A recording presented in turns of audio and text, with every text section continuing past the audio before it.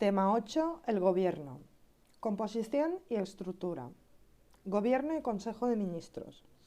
El Gobierno es un órgano colegiado compuesto por el presidente, vicepresidente o vicepresidentes, en su caso, ministros y demás miembros que establezca la ley según el artículo 98 de la Constitución española. Este último inciso entraña la posibilidad de que las Cortes, mediante ley, incrementen los miembros del Gobierno, como por ejemplo incorporando en él a los secretarios del Estado u otros altos cargos de la Administración del Estado. Sin embargo, la actual Ley 50/1997 no ha realizado esa ampliación, de modo que los miembros del Gobierno a día de hoy se reducen a los que expresamente menciona la Constitución española. La composición del Gobierno permite diferenciar desde un plano teórico a este respecto del Consejo de Ministros. Resulta frecuente afirmar que la diferencia entre ambos se refiere a sus funciones. El Gobierno asume cometidos políticos y el Consejo de Ministros tiene a su cargo competencias administrativas, siendo de hecho el órgano superior de la Administración Central del Estado. Sin embargo, esta diferenciación resulta muy poco operativa, ya que el Consejo de Ministros también asume cometidos políticos, por ejemplo cuando dicta un reglamento independiente. La distinción entre ambos órganos atiende en realidad a su composición, en tanto que el Consejo de Ministros solo se integra por los miembros que expresamente formula la Constitución. Estos son el presidente, vicepresidente o vicepresidentes en su caso y ministros. El Gobierno puede componerse además por otros miembros si lo estipula la ley. Ahora bien, dado que no se ha producido tal ampliación, la composición del Gobierno es idéntica a la del Consejo de Ministros y en la práctica ambos órganos son plenamente equivalentes. El presidente del Gobierno. Su selección. La selección del presidente del Gobierno puede ser de dos tipos: ordinaria, regulada en el artículo 99 de la Constitución española, y extraordinaria, prevista en el artículo 113. En ambos casos, la designación del presidente corresponde al Congreso de los Diputados, sin intervención del Senado. Esta circunstancia deriva del bicameralismo imperfecto previsto en nuestra Constitución, por el cual se confieren a la Cámara Baja mayores competencias que a la Cámara Alta. Los ciudadanos no eligen al presidente del Gobierno directamente. Los ciudadanos eligen al Parlamento y es este el que escoge al presidente. Aunque se pueda hablar de elección, en realidad es más correcto emplear los términos investidura y otorgamiento de la confianza. La investidura por el procedimiento ordinario se activa cuando concurre alguna de las siguientes circunstancias: dimisión, fallecimiento y cada vez que se renueva el Congreso de los Diputados.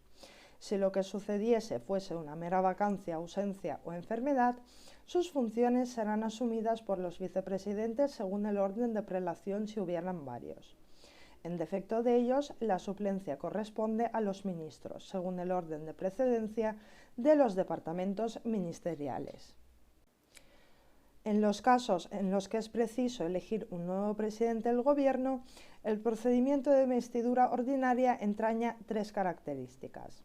La primera es que el órgano que confiere la confianza es el Congreso de los Diputados y no las Cortes Generales. Como ya hemos señalado, es por el resultado del bicameralismo imperfecto que señala la Constitución. Por el mismo motivo, la exigencia de la responsabilidad política a través de mociones de censura o cuestiones de confianza le corresponde también a la Cámara Baja, sin que pueda disponer de ella el Senado. De este modo, el Congreso confiere la confianza al presidente a través de la investidura y se la retira mediante una moción de censura o una cuestión de confianza. La segunda característica es que la investidura lo es solo del presidente del Gobierno y no de los restantes miembros del órgano colegiado, que no dependen de la voluntad del Congreso de los Diputados, con los que no tienen una relación de confianza inmediata, sino indirecta a través del presidente. Es decir, el Congreso selecciona al presidente y el presidente selecciona a los ministros. Y la última característica es que se trata de una investidura expresa o sistema de confianza explícita, ya que requiere que el Congreso de los Diputados vote expresamente a favor o en contra del candidato a la presidencia. Pérdida del cargo. El presidente del Gobierno pierde el cargo, aparte de por fallecimiento o por dimisión voluntaria que el rey no puede dejar de aceptar, tras las celebraciones de elecciones generales, por triunfo de una moción de censura o por no superar una cuestión de confianza. En los tres últimos casos, la pérdida de cargo se debe al hecho de verse rota la relación fiduciaria entre el presidente y la Cámara Baja. Una ruptura que se produce bien porque el Congreso se ha disuelto y se han convocado nuevas elecciones para renovarlo, o bien porque ha explicitado la quiebra de la relación fiduciaria por una moción o cuestión de confianza. Si el presidente disuelve el Congreso de los Diputados, ha de tener en cuenta que también supone para él la pérdida de su propio cargo, ya que debe elegirse presidente cada vez que la Cámara Baja se renueve. En los supuestos de pérdida del cargo, el presidente y su gobierno continúan en funciones hasta que se produzca el relevo en la presidencia y el nuevo titular escoja a sus ministros. Pasamos a los vicepresidentes y ministros. El vicepresidente no es una figura necesaria en el gobierno, de modo que éste puede existir o no, lo que desprende de la expresión en su caso que figura en el texto constitucional. De haberlos puede ser uno solo o varios, y a diferencia del presidente sí pueden asumir carteras ministeriales. Los vicepresidentes ejercen las competencias que les asigne el presidente del gobierno, aparte de asumir su suplencia en caso de vacancia, ausencia o enfermedad. Si hubieran varios vicepresidentes, este cometido lo asumirán de acuerdo con el orden de prelación: vicepresidente primero, vicepresidente segundo, etc. Los ministros, por su parte, ocupan los diferentes ramos administrativos o carteras ministeriales. No obstante, es posible la existencia de ministros sin cartera, cuando se designa para este cargo a una persona generalmente por su importancia política, pero sin asignarle un ramo gubernamental que quede sujeto a su responsabilidad. Determinación. La determinación de si habrá o no vicepresidencia, así como el número de ministerios y las distintas carteras ministeriales, es una cuestión que, según los sistemas constitucionales, puede determinarse por tres vías: constitucional, legal y reglamentaria. La primera es la más rígida, ya que supone que la propia Constitución es la que impone si ha de haber o no vicepresidencia y cuáles serán las carteras ministeriales. Más flexible es el modelo de reserva legal. En este caso, la Constitución se remite a la ley parlamentaria para que sea esta la que fije los extremos. El tercer y último modelo es el más laxo, porque habilita a que sea el presidente del gobierno el que, mediante un reglamento, decida la existencia o no de la vicepresidencia, así como el número de ministerios y los asuntos de los que se va a ocupar cada uno. De estas tres modalidades, nuestra Constitución optó por la segunda, pero de una forma un tanto irregular. La actual Ley del Gobierno establece que será el presidente del Gobierno quien, mediante Real Decreto, cree, modifique o suprima los departamentos ministeriales. De este modo, la citada ley ha dado lugar a que nuestro sistema se corresponda con el tercer modelo. Elección. A diferencia del presidente, no existe un procedimiento de investidura. Los miembros del gabinete no dependen de la voluntad del Congreso, sino que han de contar solo con la confianza del presidente del Gobierno. Es este quien los designa libremente, sin que tengan siquiera que someterse acto seguido a un voto de confianza de la Cámara Baja. Tampoco han de tener la condición de diputados o senadores. Aunque sean elegidos libremente por el presidente, el nombramiento formal corresponde al rey. Teniendo en cuenta que deben su cargo al presidente, si éste pierde el suyo propio, los ministros también pasan a estar en funciones. Por otra parte, puesto que no dependen de la confianza del Congreso, éste no puede pedirles responsabilidad política individual. Las mociones de reprobación que en ocasiones utiliza la Cámara Baja para cuestionar la conducta de un ministro carecen de previsión constitucional expresa y no tienen efecto jurídico alguno. En cuanto a la pérdida del cargo de vicepresidente o ministro, esta se produce además por el cese del presidente por fallecimiento, dimisión o por cese discrecional propuesto por el presidente del Gobierno. Pasamos a las comisiones delegadas del Gobierno. Las comisiones delegadas del Gobierno son órganos internos de Gobierno de naturaleza colegiada. No están integradas por todos los ministros, sino solo por una parte de ellos, y además los secretarios del Estado también pueden formar parte de ellas. Dichas comisiones se forman con el objetivo de debatir y decidir sobre cuestiones que, atañendo a varios ministerios sin poder ser objeto de tratamiento individualizado, no requieren de la intervención de todos ellos. Por lo tanto, su objetivo es formar un órgano que decida de forma conjunta, coordinada y solidaria sobre cuestiones que impliquen a varios departamentos ministeriales. La propuesta de creación de las comisiones delegadas del Gobierno compete al presidente, siendo acordada por el Consejo de Ministros a través de un Real Decreto, el cual debe indicar 3 órdenes de cuestiones: composición, estructura y funciones. Vamos con el funcionamiento del Consejo de Ministros. El Consejo de Ministros aparece en la Ley del Gobierno como un órgano colegiado en el que se organiza internamente el Gobierno, aunque la actual composición y funciones de uno y otro órgano resultan idénticos. El hecho de que el presidente sea quien convoca y preside las reuniones del Consejo de Ministros le habilita para decidir qué temas van a ser objetos de deliberación. De este modo, aunque la decisión sea colegiada, el impulso acaba perteneciendo principalmente al presidente.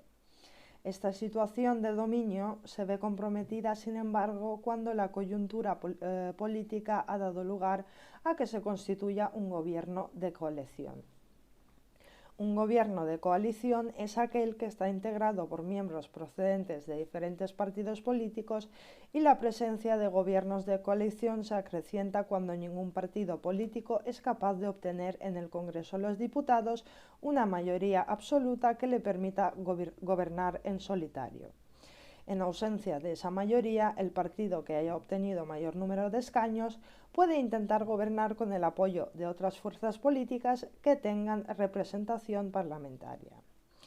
Sin embargo, puede suceder que la fuerza o fuerzas parlamentarias cuyo apoyo se solicita para la investidura condicionen su respaldo no solo a incluir en el programa de gobierno algunas de sus propuestas, sino también a obtener puestos en el gobierno, como son las vicepresidencias o ministerios, en cuyo caso el candidato a la presidencia se ve obligado a constituir un gobierno de coalición.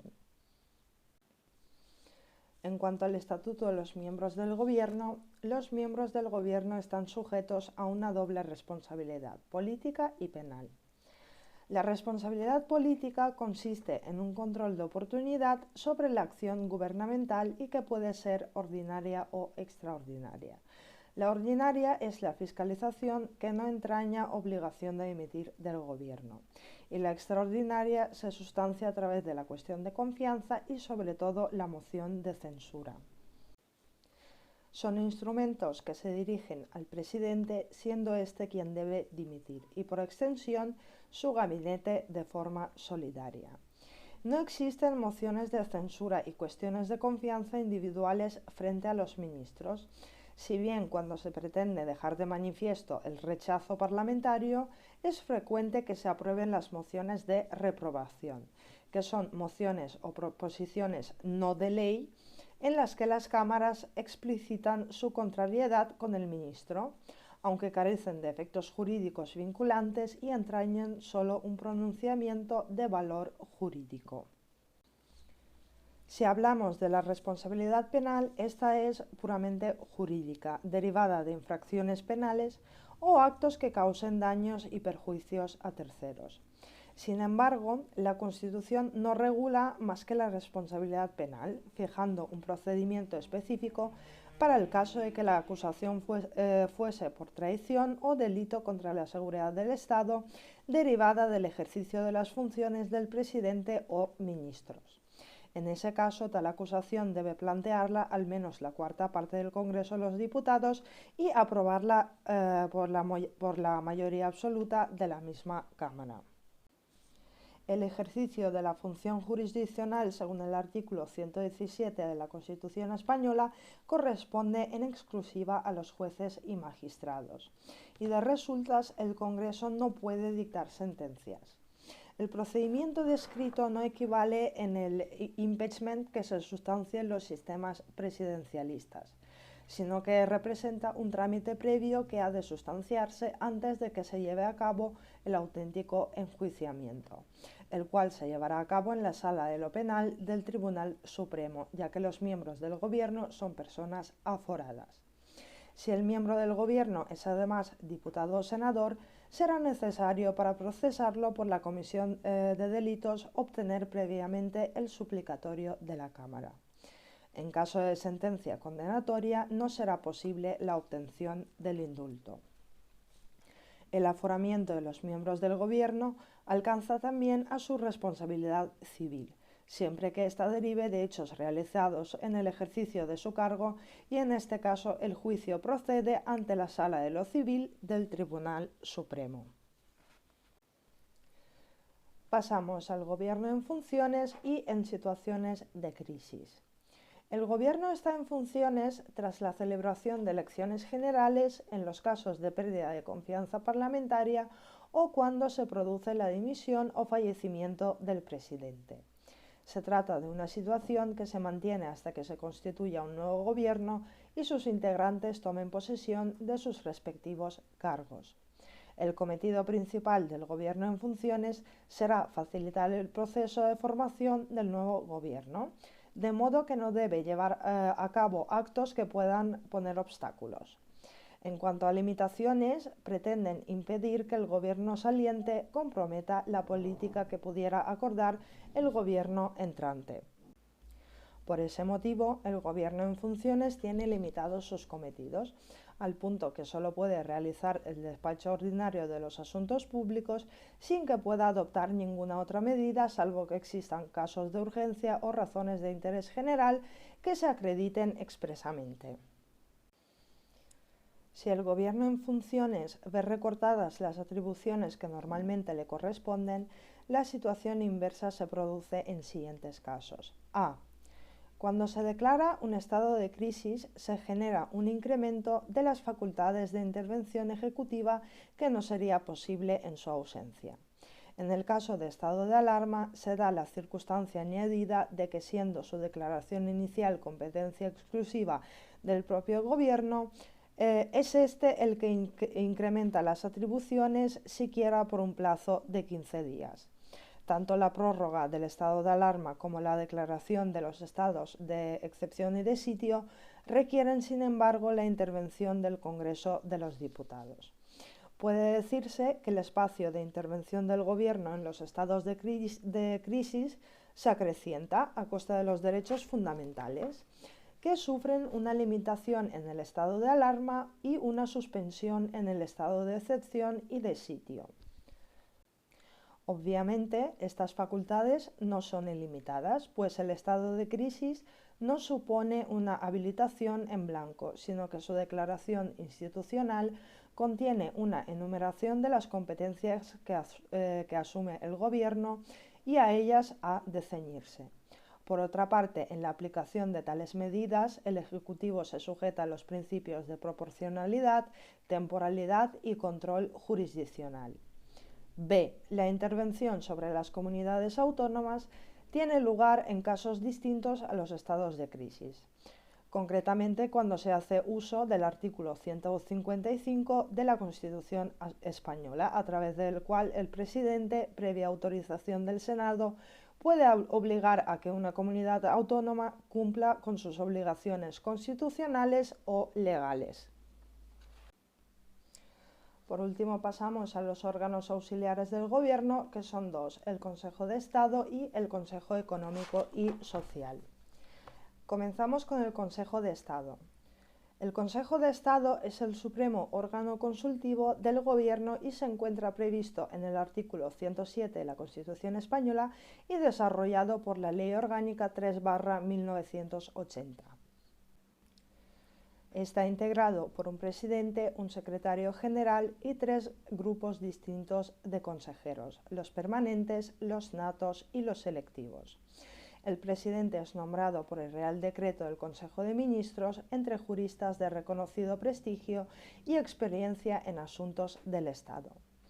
Los consejeros permanentes, en total 8, pues es el número de secciones del que consta el Consejo, también son nombrados por el Real Decreto y sin límite de tiempo, por personas que hayan ejercido cargos públicos consultivos o bien sean juristas, funcionarios o pertenezcan a ciertas instituciones como reales academias o exgobernadores del Banco de España.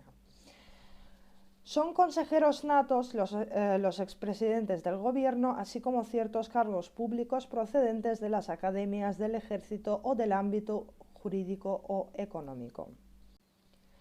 Son consejeros selectivos, 10 en total, que son nombrados mediante Real Decreto por 4 años, entre quienes hubiesen sido destacados cargos públicos o cargos de naturaleza judicial, auxiliar, así como embajadores, alcaldes o rectores de universidad, entre otros. El Consejo de Estado también puede ser consultado por las comunidades autónomas en asuntos de su competencia que estimen convenientes, si bien esta función se encuentra asumida por los consejos consultivos autonómicos que se han ido erigiendo en ellas. Y terminamos con el Consejo Económico y Social. El Consejo Económico y Social está previsto en el artículo 131 de la Constitución española y es un órgano de asesoramiento del Gobierno en materia socioeconómica y laboral.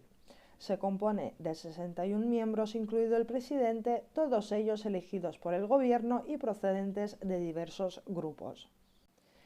20 miembros en representación de organizaciones sindicales, 20 miembros en representación de organizaciones empresariales y 20 miembros en representación de grupos socioeconómicos con importancia estratégica en España. Todos los miembros del Consejo ejercen sus funciones por 4 años renovables. Estas funciones son consultivas, tanto de índole facultativa como preceptiva.